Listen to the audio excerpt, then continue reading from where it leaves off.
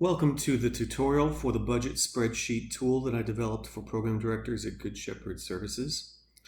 The first thing I'm going to show is what to do with the file once you receive it. So you've downloaded the budget spreadsheet tool. It's right there.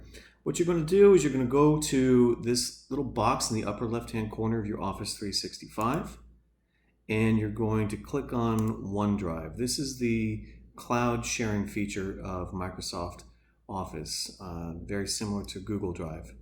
Once you're in OneDrive, you can scroll down to where there aren't any folders, otherwise it'll end up in a folder, and you can drag and drop it over here. And it uploaded. Let's see, here it is. Okay, I'm going to click on it.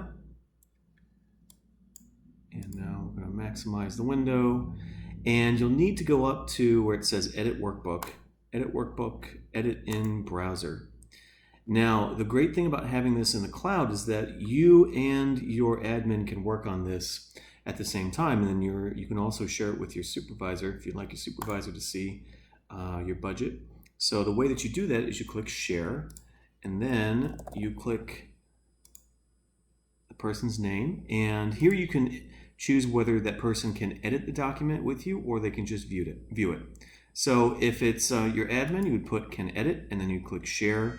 They will get an email that invites them to work on the document. Or if you want the person to just be able to view it, you can do it that way too and click share. But we're not going to do that right now. Okay, so here is the main page. In the main page, what you have is a list of expenses. So let's just start from the beginning. Let's say today we spent, and here's a little drop down, either the admin or the program director. Let's say I spent $100 on markers. Here I can select the category. These are the most common budget codes that I use here. In the category, we'll call this office supplies. And then let's do, in fact, let me erase these just so you can see what this looks like from the start.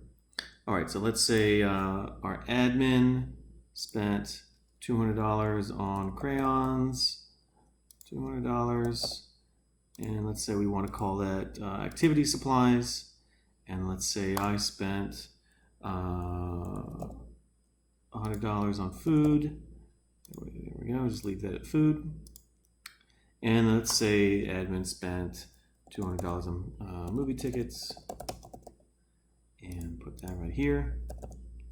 And we'll leave that at incentives. And so what's happening over here is every time we put a value in over here, it reads it and aggregates it into these categories. So let's do another expenditure under incentives just so I can show you what's happening here.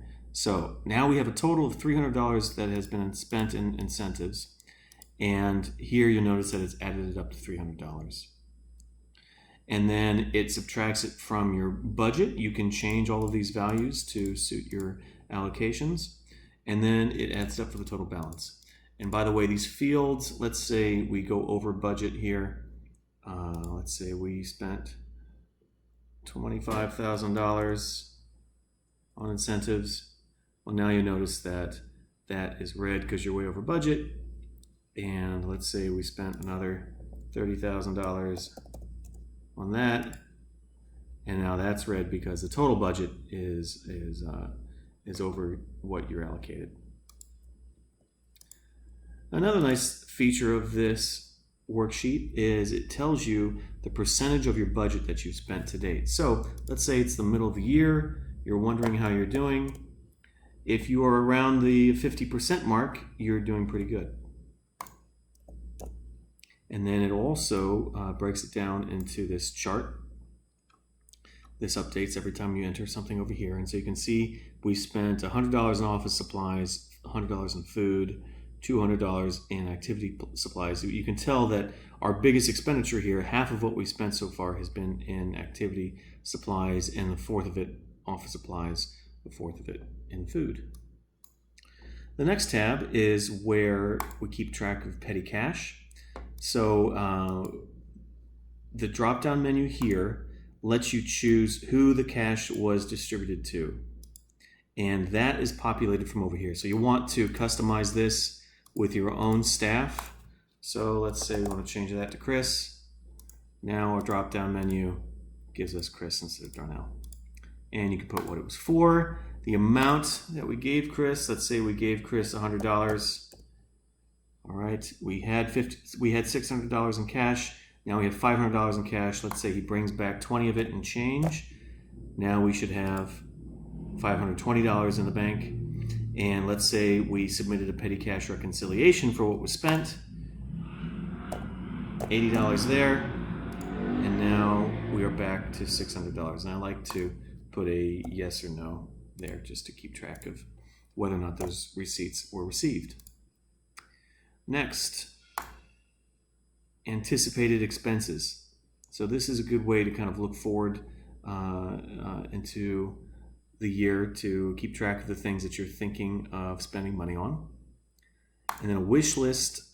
This is particularly helpful when you have some surplus at the end of the year that you need to spend down. I like to put items here that staff mentioned they would like that maybe aren't urgent but would be nice if there was some extra money. And finally, notes. This is where I put in notes about budget mods. When my division director tells me how much fiscal has said is left in the budget, it's good to make a note of that and compare to my records and any other relevant information. Okay, I hope you find this useful, and if you have any questions, feel free to reach out to me. My email address is alexmarcus@goodshepherds.org, ALEX_MARCUS@goodshepherds.org. Thanks.